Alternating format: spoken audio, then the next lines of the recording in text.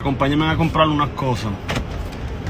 Todavía no sé qué son esas cosas, pero yo sé que voy a comprar algo, así que ¡vámonos! Yo dejaría todo porque te quedaras. Mi credo, mi pasado, mi religión. Quedé sin ti, me duele lo que tú vas a sufrir.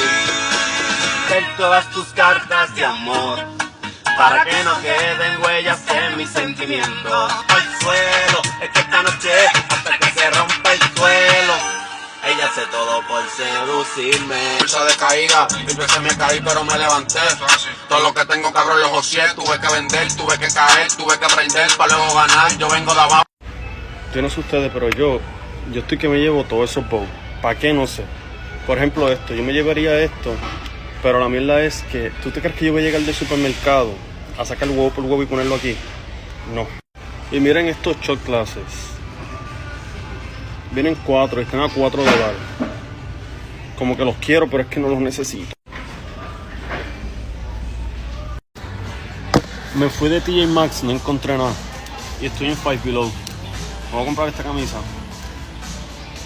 Pues porque se ve que está en $5. Y esta otra. Adiós. Y ya.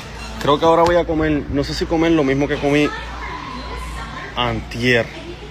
Los camarones y toda esa pendeja, pero es que no sé, a ver qué decido. O Chick-fil-A. Viene a Chick-fil-A, gente. Vine a Chick-fil-A porque yo no iba a estar esperando una hora para que me sentaran allí, so. Vine para Chick-fil-A, miren qué cosita más. Ya lo sé, la madre el queso.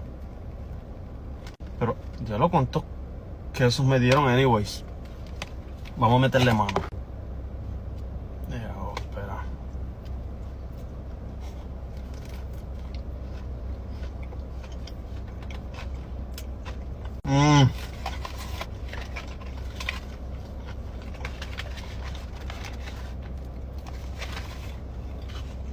Esto siempre me deja sin palabras. Todavía tengo que ir a Walmart. Pero yo no sé si el video está muy largo ya son.